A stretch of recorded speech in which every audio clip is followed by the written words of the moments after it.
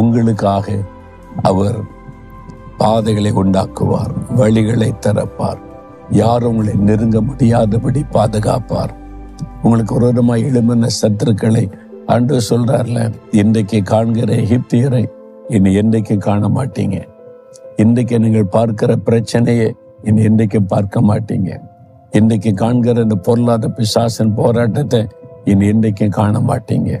அந்த மாதிரி ஒரு அதிசயம் ஆண்டவர் உங்களுக்கு செய்வார். பயப்படாதங்க, சூழ்நிலை கண்டு கலங்காதங்க. உன்னை அதிசயத்தை காண பண்ணுவேன்.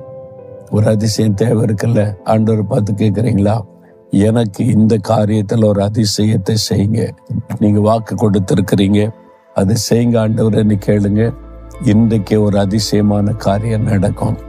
ஆண்டவரே, இந்த மகன் இந்த மகள் தனக்கு ஒரு அதிசயம் நடக்கணும், இந்த காரியத்துல நடக்கணும்னு விசுவாசத்தோடு கேட்கிறாங்க.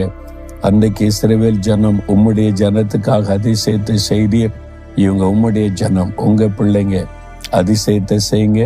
இன்றைக்கு ஒரு அதிசயத்தை இந்த பிள்ளைகள் பார்க்கணும், அதிசயம் நடக்கணும், மகிழ பண்ணணும். நான் விசுவாசிக்கிறேன், அதிசயத்தை செய்ய ஆரம்பிச்சிட்டீங்க. இயேசு கிறிஸ்துவின் நாமத்தில் ஜெபிக்கிறேன். ஆமேன், ஆமேன்.